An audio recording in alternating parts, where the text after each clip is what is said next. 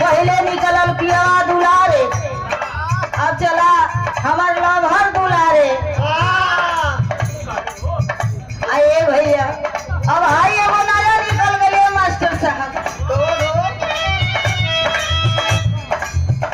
हम तो काही जनाली तू काही जनाली।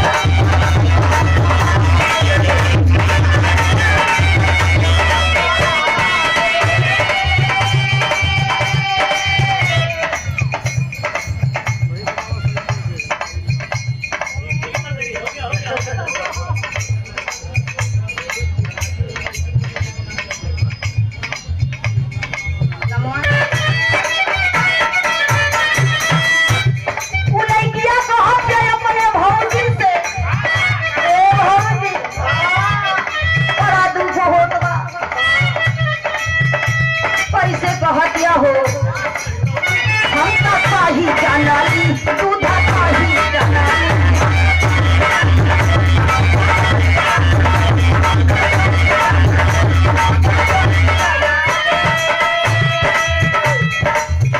हम तो काही जनाली तू काही जनाली।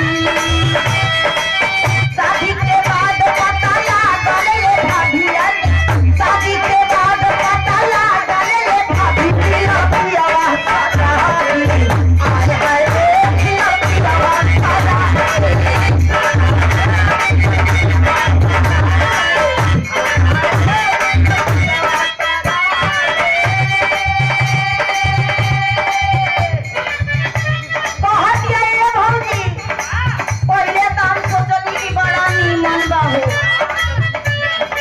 वीडियो कॉलिंग करा तो बड़ा नीक लग, लेकिन शादी के बाद बनी तो एकदम जिंदगी नरक हो गई।